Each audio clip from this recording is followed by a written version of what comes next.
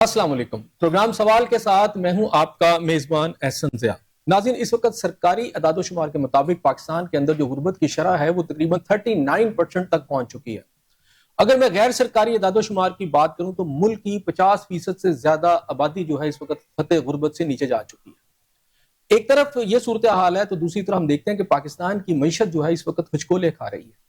पाकिस्तान के अंदर इन्वेस्टमेंट आ नहीं रही और जो पाकिस्तान के अंदर फैक्ट्री ओनर्स हैं या जो बिजनेस है वो तेजी से बाहर जा रहा है। ऐसे में जो सबसे ज्यादा परेशान जो लम्हा है या परेशान जो सिचुएशन है अवाम के लिए वो ये है कि पाकिस्तान के सियासतदान हों या पाकिस्तान के अरबाब इख्तियार या पाकिस्तान की ब्यूरोक्रेसी, उसका शाहाना तर्ज अमल जो है उस पर पूरी अवाम जो है उंगश्ते बदंदा है।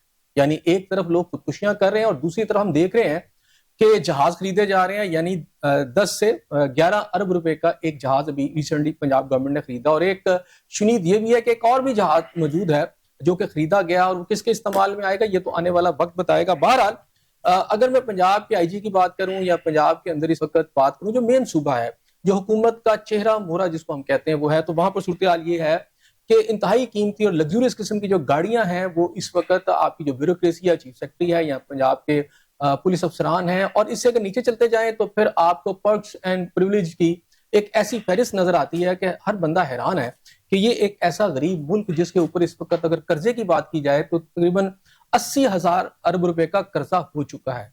मुल्क कैसे चलेगा?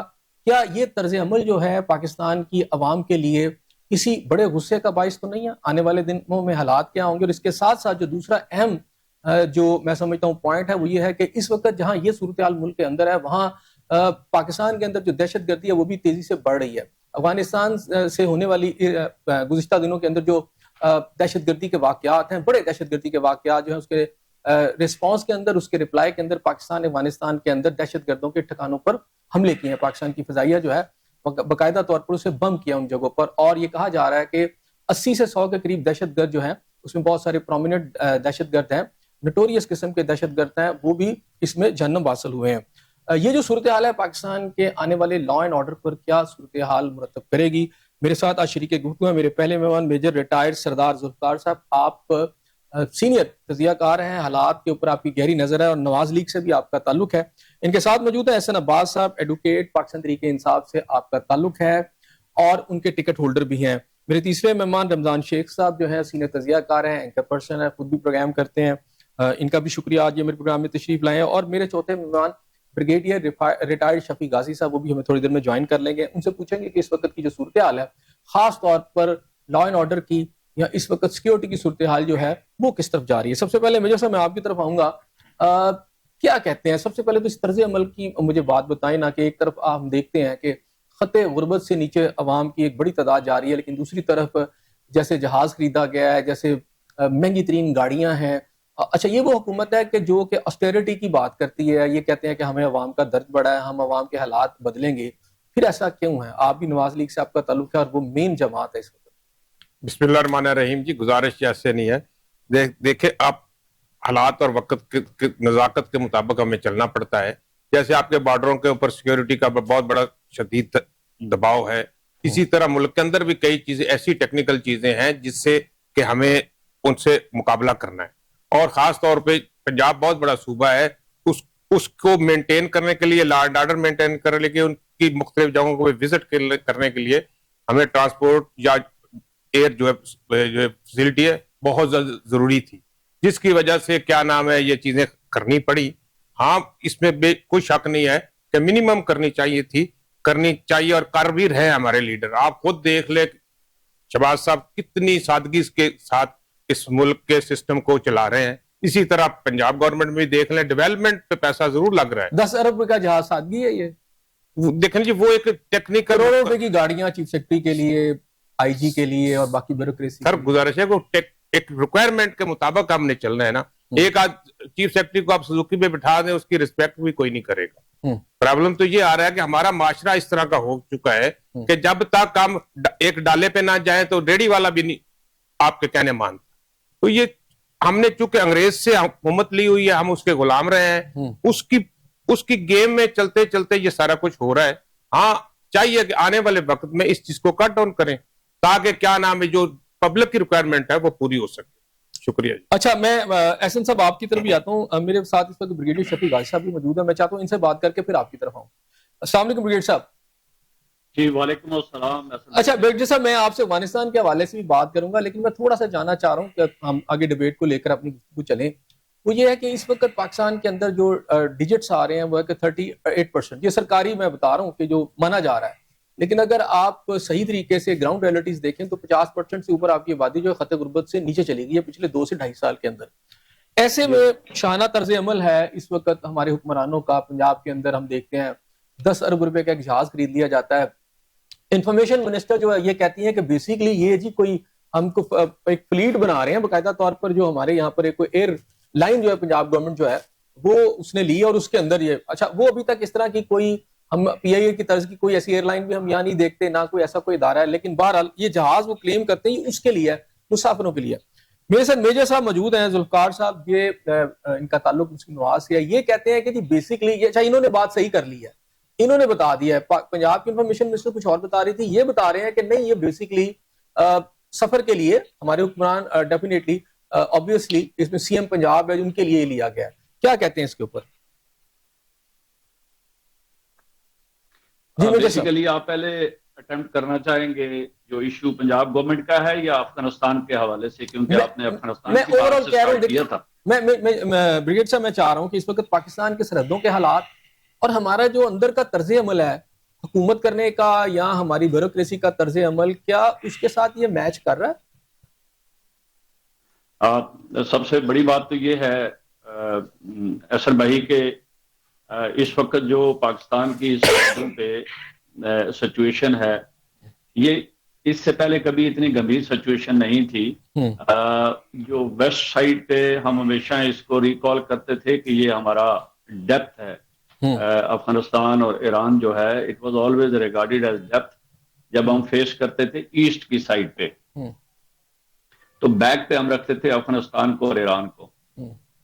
ये आज से 20 साल पहले की बात कर रहा हूँ, बिकॉज लास्ट 20 ईयर से बिल्कुल हालात बदल गए। तो अब इस वक्त अफगानिस्तान और ईरान, अफगानिस्तान तो आपके साथ हेड ऑन आ गया 1 to 1, और पिछले ट्वाइस जो है, एक 2 दिन पहले और एक 2 महीने पहले जो हमने एयर स्ट्राइक्स की, जिसमें तमाम दहशतगर्द जो एक बड़े ऑर्गेनाइज तरीके से विद फुल सपोर्ट गवर्नमेंट की वो हमारे खिलाफ ऑपरेट कर रहे हैं अफगानिस्तान से। उसमें इंडिया शामिल है, इजराइल शामिल है और बहुत सारे और दोस्त भी शामिल है हमारे, वो साथ साथ वो भी हाथ धो रहे हैं। ऐसी सिचुएशन में अब मैं आप इसको लिंक करता हूं जो हमारी इंटरनल सिचुएशन है उसके साथ। इंटरनल सिचुएशन इस वक्त 4 प्रोविंस है पाकिस्तान के, अफगानिस्तान के बलूचिस्तान के अंदर जो कुछ हो रहा है वो ढका छुपा नहीं है। और जो लास्ट अटेम्प्ट है बलूचिस्तान के अंदर जिसमें आपके 8 डिस्ट्रिक्ट हेडक्वार्टर्स को टारगेट किया गया, और अल्हम्दुलिल्लाह पाक फौज ने हमेशा की तरह उन सब का जवाब दिया, और न सिर्फ जवाब दिया बल्कि उन सब को नेस्तनाबूद भी किया। सिक्योरिटी सिचुएशन अब बलूचिस्तान के अंदर बड़ी क्रिटिकल है। सिक्योरिटी सिचुएशन आपकी केपी के अंदर बड़ी क्रिटिकल है।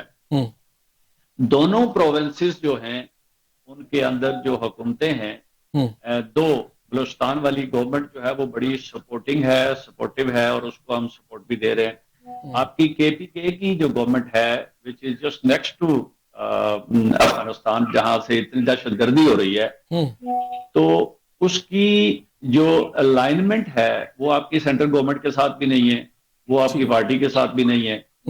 तो किन के साथ ऐसी सिचुएशन में वो जिनकी तरफ अलाइनमेंट है वो you and me we know के अलाइनमेंट उनकी कहां पे है, ऑर्डर उनको कहां से मिलते हैं और ऑपरेट कैसे करते हैं। ठीक हो गया। अनफॉर्चुनेट है ये अनफॉर्चुनेट बात है, ऐसा होना नहीं चाहिए था।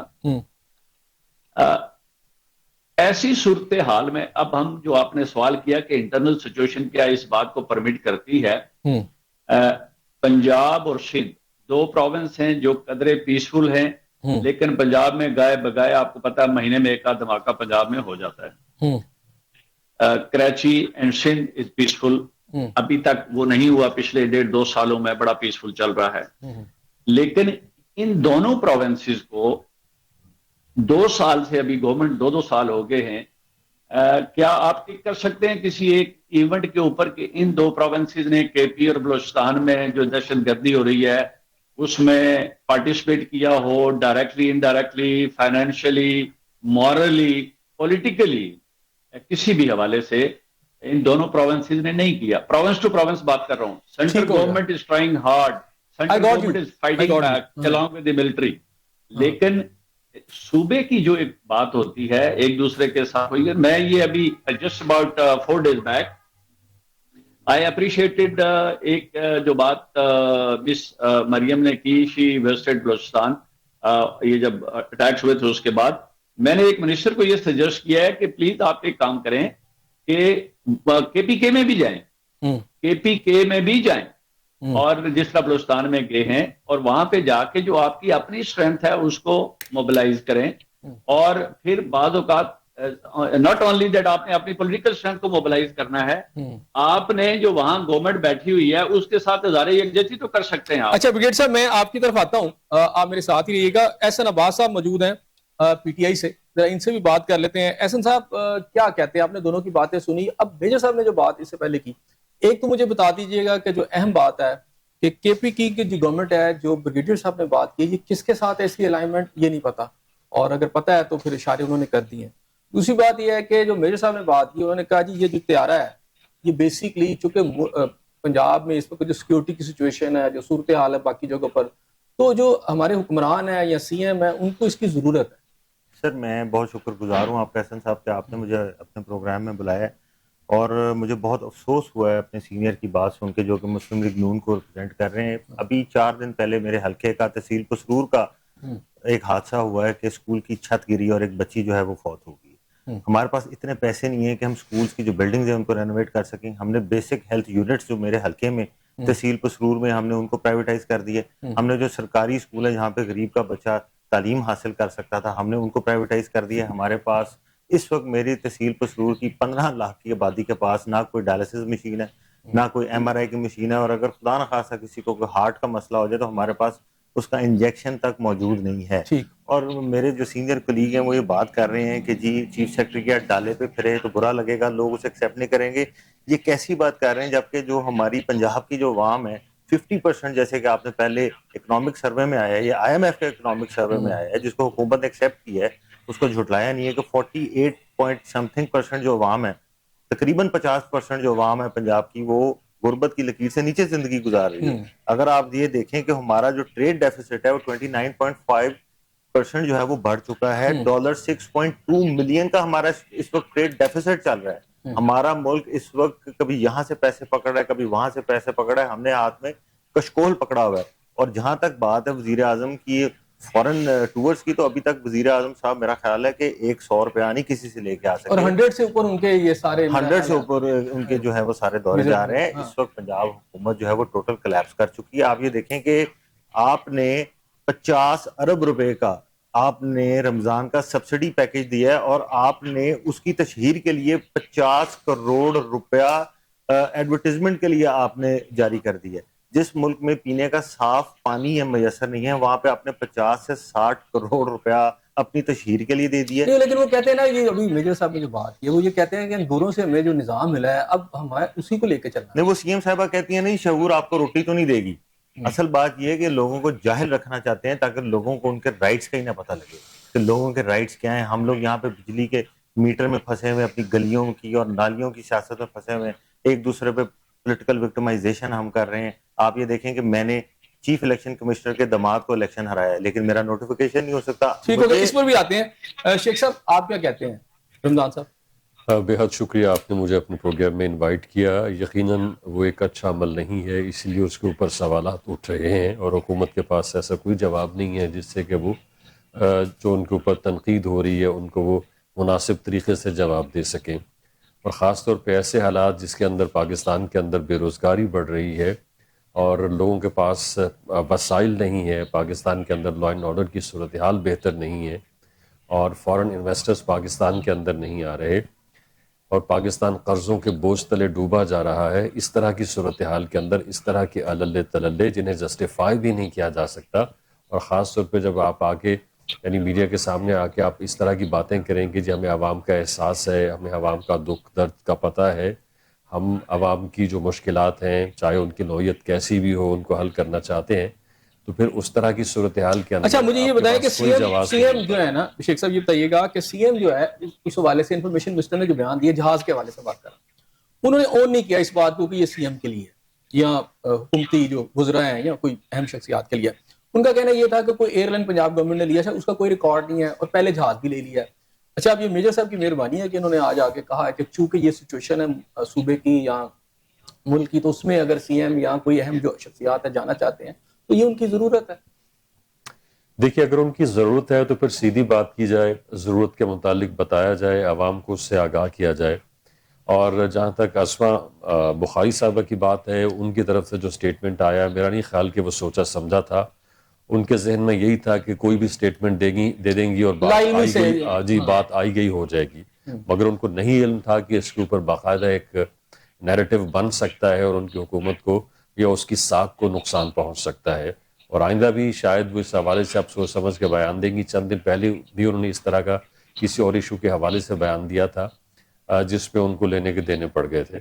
तो बारकैफ ये तो हमारे पॉलिटिशियंस की रवश है, वो अक्सर बेशतर बिला सोचे समझे गुफ्तगू करते हैं, बयानात जारी करते हैं और उसके पीछे या उसके कोई ठोस बात नहीं होती। मैं एक बात ऐड करना चाहूंगा, आई एम वेरी सॉरी मैं आपको इंटरप्ट कर रहा हूँ, आप मेरे सीनियर हैं। आप ये बताएं कि पंजाब की जो इकोनॉमिक रीढ़ की हड्डी जिसे हम बैकबोन समझते हैं वो ज़राअत है। आप ये देखेंगे जब मेरे हल्के के, मेरे इलाके के, मेरे सूबे के गरीब किसान के पास जब गंदम थी तो उसका रेट 1800 था। अब आज वो गंदम सरमाएदारों के पास आ गई तो गवर्नमेंट वही गंदम 4800 4900 की वो खरीद। ठीक हो गया। इसके अलावा गंदम मैं आ रहा हूँ आपकी तरफ, मेजर साहब जरा जवाब देना है। सर गुजारिश ये है कि कुछ पिछले साल जो मैं पाकिस्तान मुस्लिम नून किसान विंग पंजाब का सदर भी हूँ, इसमें काफी डिबेट हुई सीएम साहब से भी और अपने सीनियर से मिनिस्टर से भी कि हमें प्रॉब्लम ये आया है, जिम्मेदार क्रश हो रहा है तो उसका को हल निकालना चाहिए। और उस पे पिछले साल उन्होंने चूंकि IMF की वजह से हमें प्रॉब्लम था, इस दफा उन्होंने टारगेट दे दिया है कि 3500 रुपया मन के हिसाब से गवर्नमेंट भी खरीदेगी, पास्को भी खरीदेगी और दूसरी जो मुख्तलिफ अदारे हैं, हबीब बैंक जो है वो भी खरीदने को जा रहा है।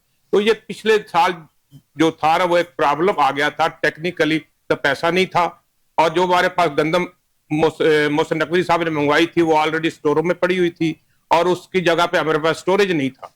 तो इंशाल्लाह इस दफा गवर्नमेंट ने अपनी प्लानिंग पहले कर ली है और इंशाल्लाह इस तरफ गंदम पूरी। अच्छा, एक परसेप्शन जी, मैं एहसन साहब मुझे ये बताइएगा कि एक तरफ आपने भी IMF का नाम लिया, जब इस तरह का आवाम को कोई रिलीफ देने वाली बात आती है तो आप कहते हैं जी IMF ने हमारे हाथ बांधे हुए। दूसरी तरफ 10 अरब रुपए का जहाज खरीद लिया गया, कोई IMF ने हाथ नहीं बांधे हुए।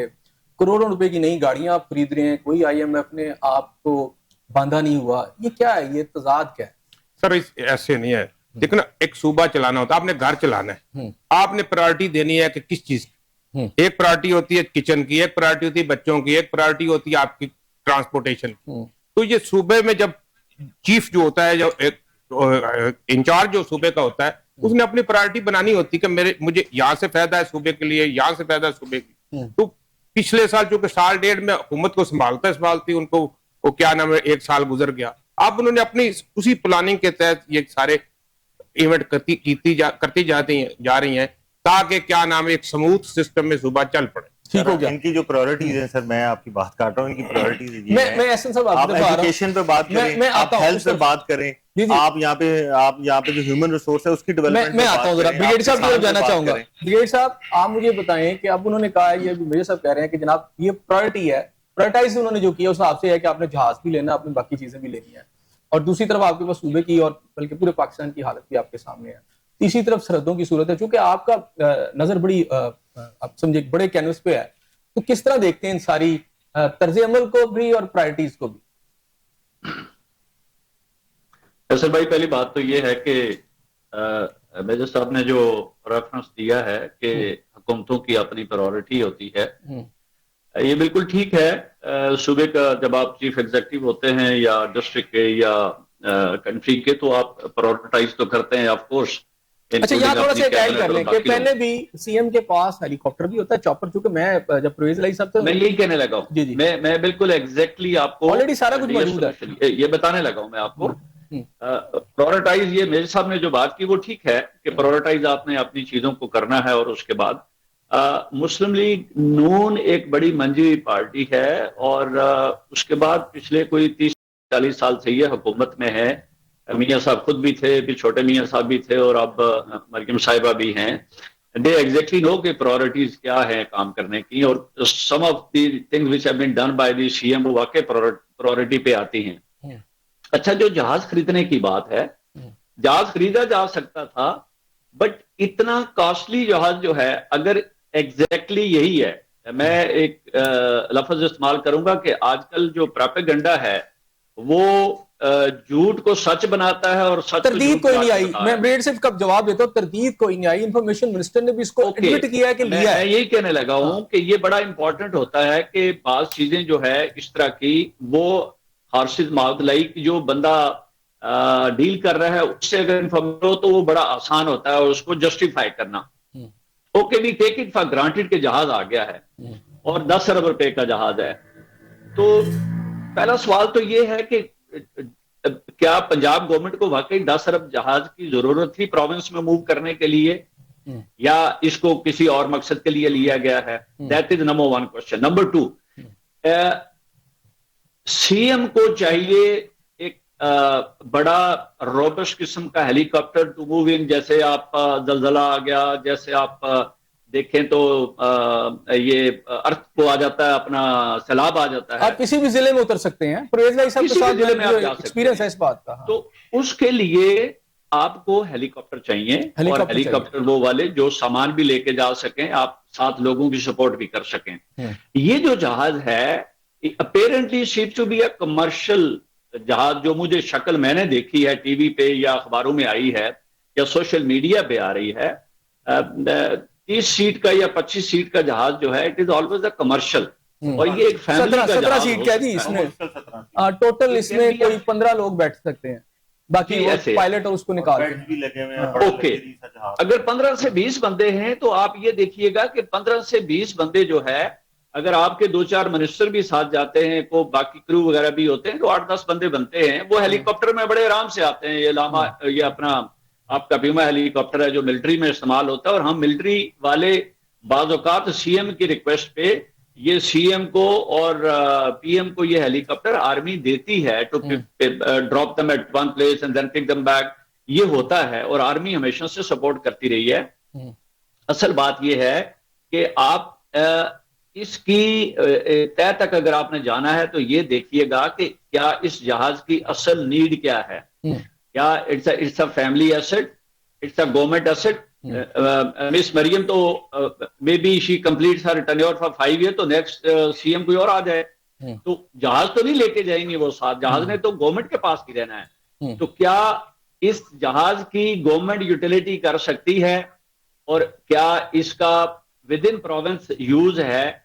ये टेक्निकल पॉइंट जो मेजर साहब बैठे हुए हैं यहाँ पे, अगर वो गवर्नमेंट को रिप्रेजेंट कर रहे हैं तो उनको जरूर जवाब देना चाहिए, या आप इंफॉर्मेशन मिनिस्टर से ये जवाब लें जरूर कि ये इसकी यूटिलिटी बताएं। कोई भी जो काम है जब आप करते हैं तो ये ले एन ऑब्जेक्टिव के जी आपका ऑब्जेक्टिव क्या है, यूटिलिटी क्या है इस चीज की, और फिर आगे कितने अरसे के लिए इसकी यूटिलिटी हो सकती है। ठीक हो गया। Only then you decide by such like thing. मेरे ख्याल में इस वक्त जबकि आपको हर फ्रंट पे एक जंग और कत्लो गारत चल रही है, ऐसे टाइम के ऊपर स्पेशली जो पंजाब की सीएम है, she is doing a great job. मैं देख भी रहा हूं, और मैं क्योंकि खुद इस जगह पे रहा हूं 2-3 साल, तो मैं देखता रहा हूं काम करने का तरीकाकार। अच्छा, इसी में ब्रिगेड साहब मैं आता हूं आपकी तरफ भी। ये एहसन साहब मुझे ये बताइएगा, अभी प्रायोरिटीज की बात की गई और मेजर साहब ने भी बात की, ब्रिगेड साहब ने भी, मुझे ये सारी प्रायोरिटीज में कहीं एक सूबे का जो गरीब आदमी है, जो एक आम आदमी है, वो उस प्रायोरिटी में नजर नहीं आ रहा। एहसन साहब, जो करंट नेशनल चैलेंजेस है इस वक्त हमारे मुल्क पाकिस्तान में, जो कि हमारी स्टेट बैंक की रिपोर्ट में भी शाये हो चुके हैं, आप ये बताएं। इकोनॉमिक चैलेंजेस हैं यहाँ पे, उसके लिए गवर्नमेंट ने क्या किया? एनर्जी क्राइसिस है, उसके लिए गवर्नमेंट ने क्या किया? करप्शन के ऊपर गवर्नमेंट ने क्या किया? बैड गवर्नेंस इस वक्त हमारे पास चल रही है। अनएम्प्लॉयमेंट के लिए गवर्नमेंट ने ऐसी कौन सी पॉलिसी लेके आई है? ऐसी कौन से एजुकेशनल रिफॉर्म्स लेके आइए, ऐसे कौन से कोई हेल्थ रिफॉर्म्स लेके आइए, लॉ एंड ऑर्डर सिचुएशन इस वक्त क्या है, उसके बाद आपने जो एनवायरनमेंट चेंजेस आई हैं उसके ऊपर आपने क्या किया। देखें, बात बड़ी तल्ख है पर बात बड़ी हकीकत है कि जब आप अवामी नुमाइंदों के वोटों से मुंतखब होके आएंगे तो आप अवाम का सोचेंगे। मेरा ये मौकफ है, जरूरी नहीं आप मेरे मौकफ से एग्री करें, मेरा ये मौकफ है कि ये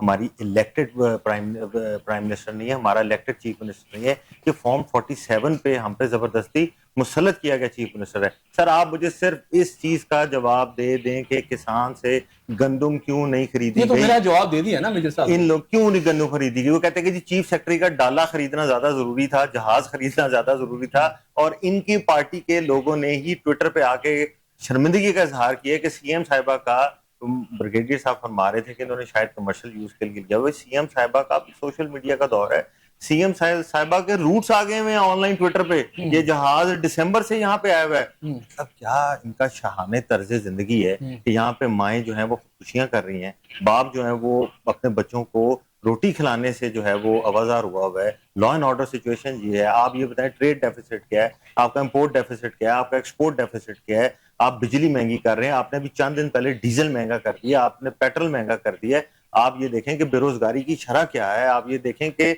मुल्क जा किस तरफ रहा है, लॉ एंड ऑर्डर किस तरफ जा रहा है, और आप उसको जस्टिफाई कर रहे हैं 10 अरब के जहाज को। रमजान साहब, ये अभी इन्होंने भी एक फहरिस्त बताई है एहसन साहब ने, उसमें एजुकेशन भी है, उसमें हेल्थ भी है, उसमें आपकी एग्रीकल्चर भी है, इन्वेस्टमेंट भी है और बाकी सारा कुछ है।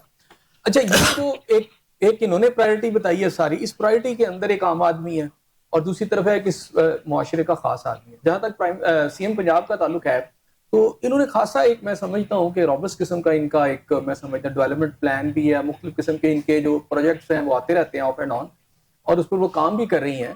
तो अगर बाकी वो काम कर रही हैं तो फिर ये सब कुछ क्या है?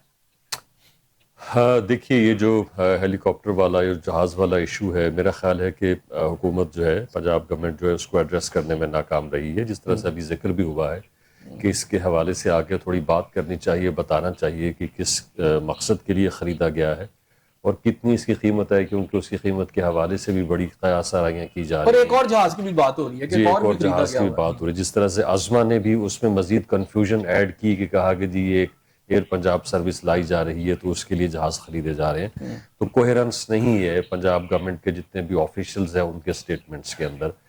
बाकी जितने भी शोबे हैं, चाहे ज़राअत है, चाहे एजुकेशन है, चाहे लॉ एंड ऑर्डर की सूरत हाल है, चाहे पाकिस्तान के अंदर इन्वेस्टमेंट का ना आना है, वो जाहिर है कि वो ऐसे इशूज़ हैं जिनको एड्रेस किया जाना ज़रूरी है।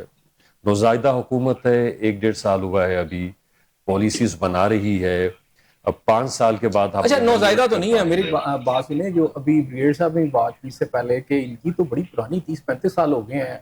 मियां नवाज शरीफ साहब जो हैं वो भी एक सीजन किस्म के, एक्सपीरियंस किस्म के पॉलिटिशियन भी हैं, रूलर भी रहे हैं, और फिर मियां शहबाज शरीफ साहब ले लें तो मेरा ख्याल एक्सपीरियंस। सर, अगर नौज़ायदा नहीं है तो फिर यही वजह है कि जितने भी पाकिस्तान के दीगर हिस्से हैं, सूबे हैं, वो इस बात को तस्लीम करते हैं कि पंजाब हर हवाले से उनसे बेहतर है, चाहे इंफ्रास्ट्रक्चर हो, चाहे वो माशी सूरत हाल हो, चाहे लॉ एंड ऑर्डर की सूरत हाल हो, यानी केपी से भी बेहतर है। ये पीटीआई वाले ऐसे शोर मचा रहे हैं। नहीं सर, असल में इन्होंने पंजाब का जो नाम है ना वो लाहौर शहर रखा। नहीं ऐसी आप मेरे ऐसी हल्के बात में भी नहीं है। ऐसी मैं बात साउथ नहीं है। पंजाब से हूँ, आप ऐसी साउथ बात पंजाब नहीं है। पे साउथ चले जाएं, पंजाब के अंदर वहां पे जाकर देख लें, रोड्स एक है, जगह इंफ्रास्ट्रक्चर है, यूनिवर्सिटी बाजारों है, को- ऐसी नहीं कौन सर, सी सहूलत है सर जो आप वहाँ ये पे बताएं नहीं कि है? साउथ मैं पंजाब साउथ में पंजाब से आप मैं माफी चाहता हूँ आपकी बात छोटे काट से रहा हूं। छोटे कस्बे सर, में आप- चले जाए आप ना जी, सुबह मेरे वहां पे साथ आप चलें। देख लें, वहां पे बाजारों में सफाई, हर चीज सुथरा पंजाब हाँ जी। नजर आता है। सर, पूरी बिल्कुल। दुनिया के अंदर बड़े शहरों का बड़ा बजट होता है। न्यूयॉर्क का ज्यादा बजट ऐसे है, ही, लाहौर ऐसे का ही, बजट ऐसे ही, ज्यादा होगा, ऐसे ही। आबादी ज्यादा है, सर, बड़ा आप- शहर आप है। ये बताएं कि वहाँ GDP से में dignitaries सियालकोट आते कितना- हैं। सियालकोट अब ये GDP बात में- से बात निकाल के तनकीद तो सर की आप जा बिल्कुल सकती दुरुस्त है। फरमा रहे हैं, आप मेरे सीनियर। आप ये बताएं कि ओवरऑल मुल्क के जीडीपी में सियालकोट का एक ठीक ठाक परसेंटेज है। लेकिन आप मेरे हल्के में जाएं, आप सियालकोट वहाँ को पे छोड़े ना जी। सीवरेज का आप- पानी। आप- अच्छा नहीं, अभी अब मैं हल्के में नहीं जाता, मैं असल ऐसा में जो साहब, आप आप अगर वो कर रहे हैं, पंजाब लेवल को मैं ऐसे सोचें- सब उसी पे आता हूँ। पंजाब लेवल को कंपैरिजन कर रहे हैं, वो सूबे टू सूबा कर रहे हैं ना। बात प्रोविंस टू प्रोविंस हाँ। कि पंजाब जो है हर लिहाज सर से बाकी सूबों से 50%, आगे। सर ये पंजाब की रिपोर्ट है, 50% लोग जो है वो बिलो पावर्टी सर ऐसे में जिंदगी गुजार रही है, पंजाब की सर रिपोर्ट है। आपको नजर नहीं आ रहा, हर देहात में, हर कस्बे जी, में, हर शेख साहब, जगह एहसन नजर आ साहब, रही है, हर अगर आप चीज नजर मौजू आ के रही ऊपर स्टिक रहेंगे जिसके जी, ऊपर जी। बात हो रही है तो जी, फिर जी। तो उसके ऊपर बात हो सकती है, चले- वरना चले आप यानी बताएं। एक ही मौजू है उसके ऊपर 20 चीजें लेके आ गए हैं तो उसके ऊपर फिर क्या बात चले- हो चले सकती आप है? मुझे ये सर, बताइए मैंने कंपैरिजन बात आप कर करनी रहे है थे। ना सर, तो कभी सियालकोट की बात हो रही, कभी किसी और चीज की चले- बात चले हो रही है, comparison तो करें ये आप तो जरा। इस तरह से तो सियालकोट जितनी वाले मर्जी भी उसे तो आप अनफोल्ड सर, कर हम सियालकोट वाले भी तो सकते हैं। इंसान जब हैं मौजू ना, सर। अफगानिस्तान सिक्योरिटी इश्यूज या पाकिस्तान सर, आप की इस वक्त जो security पे बात हेलीकॉप्टर इंटरलिंक्ड है ना, इंटरलिंक्ड है ये सारी चीजें। अच्छा तो ये फिर बताएं शेख इस साहब, तरह से तो कुछ भी कहा जा सकता सर है। अच्छा। मैं तो अपने हल्के की बात करूंगा ना जी, सियालकोट की बात करूंगा, जब मेरा हल्के का एहसन भाई एक बड़ा इंपॉर्टेंट रोएगा, इशू है। तो सर बात मैं- ये अच्छा, चले- मैं- चले- मेरा ख्याल है- और ये पंजाब के कंपैरिजन की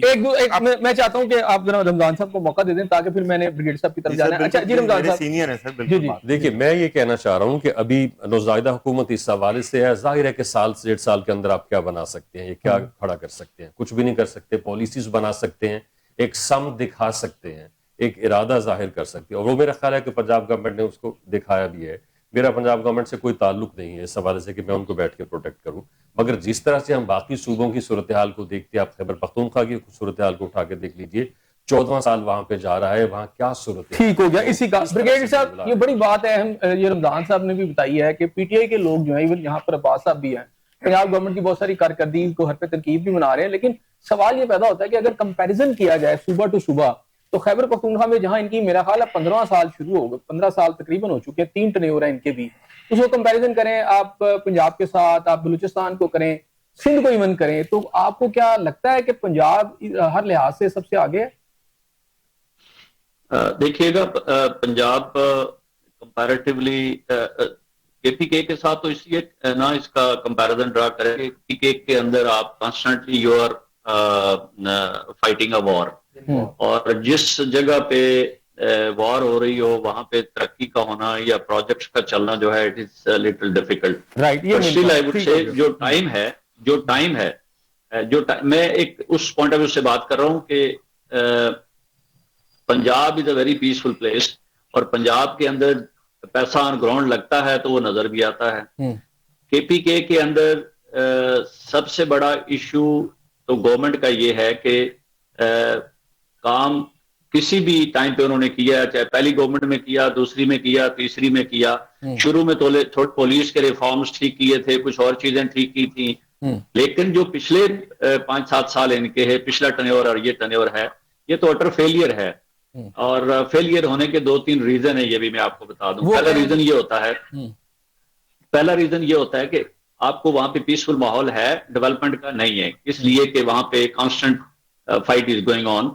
नंबर 2 धमाके हो रहे हैं। नंबर 3 जो है वो गवर्नमेंट जो है सेंट्रल गवर्नमेंट के अगेंस्ट है, पार्टी अगेंस्ट है, पॉलिसीज अगेंस्ट हैं। तो ऐसी सूरत हाल में जो प्रोविंशियल गवर्नमेंट है वो प्रॉस्पर नहीं कर सकती under the shelter of central government till the time, जब तक कि सेंट्रल गवर्नमेंट उसको सपोर्ट ना करे।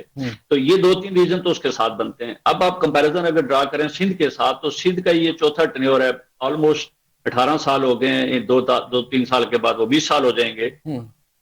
तो अगर आप देखें तो उन्होंने 4th टर्नओवर के अंदर अब कराची में जाके सड़कें बनाना शुरू की हैं, पिछले 15 साल में नहीं किया। और कराची की सड़कों का हाल जो है वो, आप अगर कभी गए हो कराची, तो मैं खुद 1-2 दफा गया तो मैंने देखा जो हालत थी, तो अब एज अ पैकेज वो डील कर रहे हैं। तो पंजाब के अंदर ये है कि क्योंकि एक सुलझी गवर्नमेंट पहले भी मियां शहबाज शरीफ की 10 साल रहे, फिर बीच में थोड़ा सा टाइम आया टर्बुलेंस का, तो उस वक्त डेवलपमेंट का काम नहीं हुआ, और उससे पहले चौधरी परवेज अलाई थे, उन्होंने बड़े काम करवाए। तो उस पॉइंट ऑफ व्यू से पंजाब को हमेशा एज रही है काम के हवाले से। ये एक चीज जो बड़ी, मैं आई वाज जस्ट वेटिंग कि कोई ना कोई आदमी इसको जरूर हाईलाइट करेगा, क्योंकि आप गरीब लोगों की बात कर रहे हैं, तो ये जरूर चेक कीजिएगा। आपको याद है कि जब पीटीआई गवर्नमेंट ने पहली दफा गैस बिल बढ़ाए थे, मैंने प्रोग्राम किया था आपके साथ बैठ के, and I had recommended prime minister को डायरेक्ट एड्रेस करके मैंने ये कहा था इमरान साहब को कि आप इस पे कोर्ट ऑफ इंक्वायरी होल्ड करें, और all those who are responsible to be removed right from minister to a clerk level. वो इंक्वायरी हुई, और उसके बाद आपको याद है कि चौधरी सरवर मेरे ख्याल जो पिंडी के थे, या राजा सरवर थे, ही वाज द पेट्रोलियम और ये इसका गैस वैस का जो था मिनिस्टर था, ही वाज रिमूव्ड। और उसके बाद सुई नादरन वॉज रिमूव्ड, और एक दो बंदे और थे जो टॉप के सैक हुए, बाकी नीचे भी हुए, और वो बिल दोबारा जो है पे बैक हुए पब्लिक को इन नेक्स्ट 6 मंथ के अंदर। मुझे भी मिले। मैं आज आपको एक चीज हाईलाइट कर रहा हूं, आपने इसको दोबारा रिपीट करना है, ऑन एयर करना है, और ये गवर्नमेंट को मैं ऑलरेडी कन्वेड, मेरा इस दफा 60,000 बिल आया है फरवरी के महीने का। जनवरी, दिसंबर और नवंबर के महीने में 10 से 12,000 बिल गैस का आता था, जबकि पीक सर्दी थी और पीक गैस का यूज हो रहा था। और अब 60,000 है।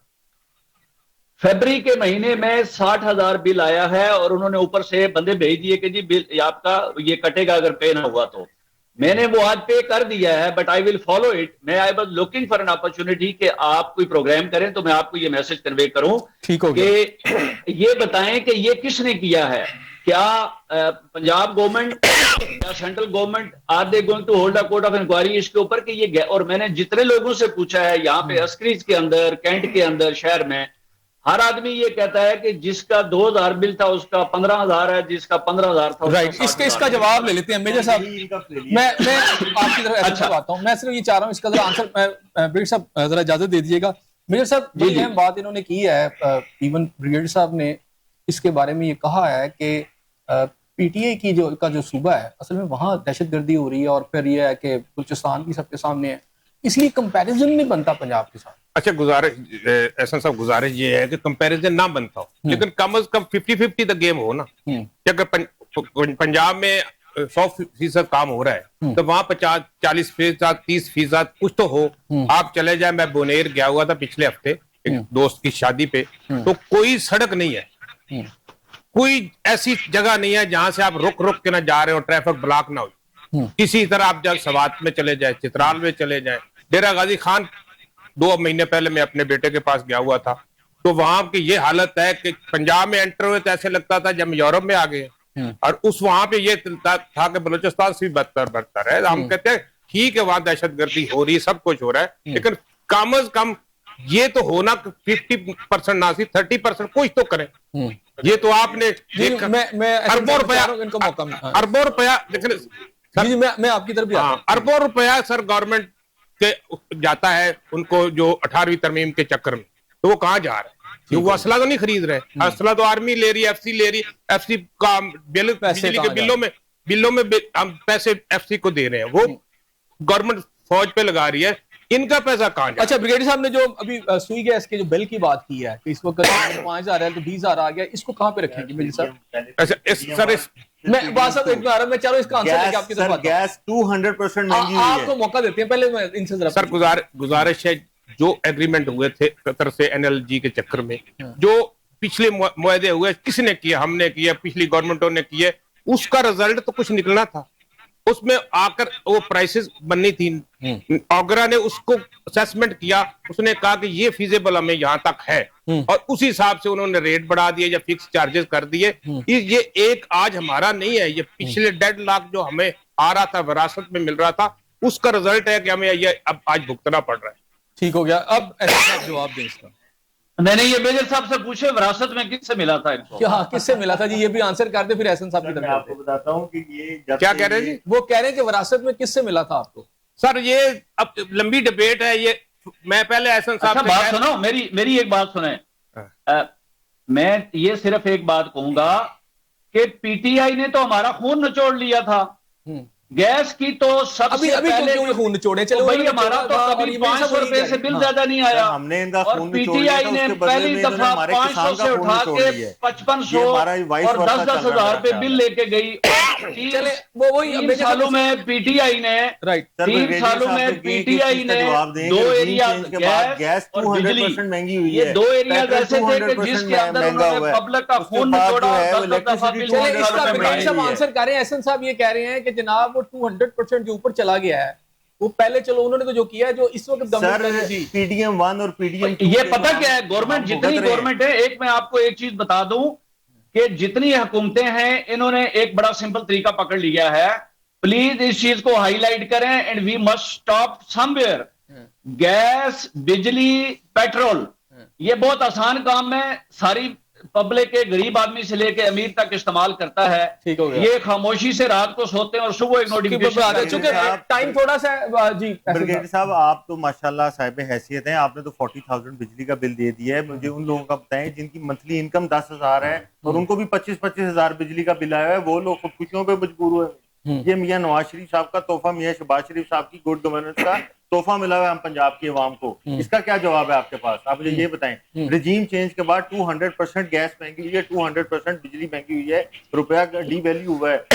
एक्सपोर्ट्स कहाँ है, आपकी इम्पोर्ट्स कहाँ है? आप मुझसे पढ़ी लिखी स्टैटिस्टिकल बात करें। बल्कि मैं एहसन साहब को रिक्वेस्ट करूंगा कि हमें भी सीखने का मौका मिले। आप किसी दिन आए और मैं आपके साथ ये प्रॉपर डिबेट करूंगा, जरूर करेंगे, आपको ये मौका हमें पता चल सके कि इस हुकूमत ने जो 10 अरब का जहाज लिया है, 40 अरब का पीआईए बेच के इसको ये कैसे जस्टिफाई करेंगे।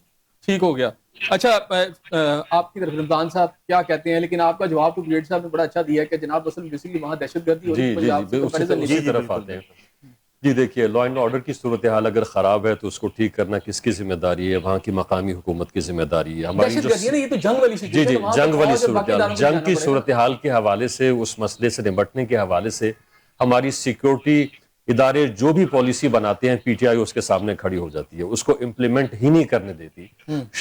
जो फौजी हैं वहां पे कुर्बानियां दे रहे हैं, वो उनको क्रिटिसाइज करती है। सर, हम कभी कोई कंडेम नहीं किया। ये सामने का स्टेटमेंट है, मगर अंदर खाते तो कुछ और बातें चल रही हैं। अफगानिस्तान का पूरा मीडिया, खैबर पख्तूनख्वा का अंदर जो भी सूरत हाल है, वहां पे जितने भी दहशतगर्द ग्रुप्स हैं, सारे के सारे इंडिया, ये सारे यक जबान है। आपने देखा होगा इंडिया पाकिस्तान वॉरफेयर के दौरान किस तरह से पीटीआई ने जो है वो इंडिया की जबान नहीं सर, हम अपने शोधा के साथ हैं, ये बात गलत है, वो की जा रही है। इख्तिलाफ राय रखना अफगानिस्तान से जब आप गुफ्तगू करते हैं, मैंने बिल्कुल इंटरप्ट नहीं किया, तो मैं आपसे तवक्को करता हूं कि आप भी इंटरप्ट नहीं करेंगे। अफगानिस्तान से दहशतगर्दों को लाके खैबर पख्तूनख्वा के अंदर किसने बसाया? वो पीटीआई ने बसाया, और वही इस वक्त हमारे लिए दर्द सर बने हुए हैं।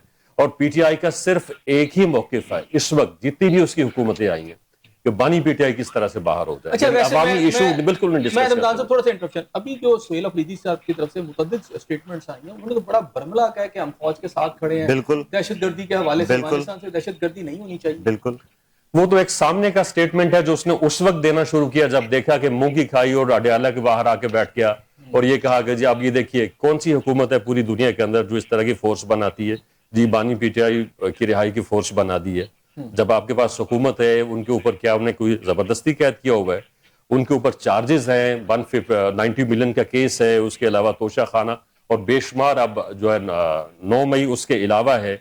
तो इस तरह के जब उसके ऊपर मुकदमे हैं तो उनको पूरा मौका मिल रहा है। ज्यादा संगीन मुकदमा तो मियां नवाज शरीफ साहब के ऊपर भी थे, तो उन्होंने इस तरह की फोर्सें बनाई थी। आप बता दीजिए, कोर्ट्स के जरिए वो बाहर आए, तो ये भी वेट कर लें। एक चीज एहसन भाई, एक चीज अगर मैं आपको यहाँ पे साहब एक तो बता दीजिएगा, मैं चूंकि बिल्कुल अब मैं वाइंड अप करना चाह रहा हूँ, आपकी तरफ ये लास्ट है, बाकी आगे है पॉइंट, मुझे ये बता दीजिएगा। एक चीज आपको यहाँ बता दूं, यहाँ पे बता दूं, जो आपने कहा कि मियां नवाज शरीफ ने भी ये मियां नवाज शरीफ 2 दफा गवर्नमेंट से नकारा गया, लेकिन उसने कभी फौज के खिलाफ, कभी हुकूमत के खिलाफ कभी ऐसे बात नहीं की थी। सर उनकी बेटी ने फिर की थी मेरा ख्याल है। अच्छा, नारे भी बहुत ज्यादा की, लेकिन जो पीटीआई गवर्नमेंट है, पीटीआई नवाज शरीफ की तकरीरें यूट्यूब पे पड़ी नहीं है सर, वन मैन के साथ होगा, फौज के खिलाफ नहीं है सर। हमारा भी वन मैन के 3 साल से 9 मई को शामिल करके बात कर दिया, और स्टॉप करने के बावजूद भी इनकी हाईएस्ट लीडरशिप तक भी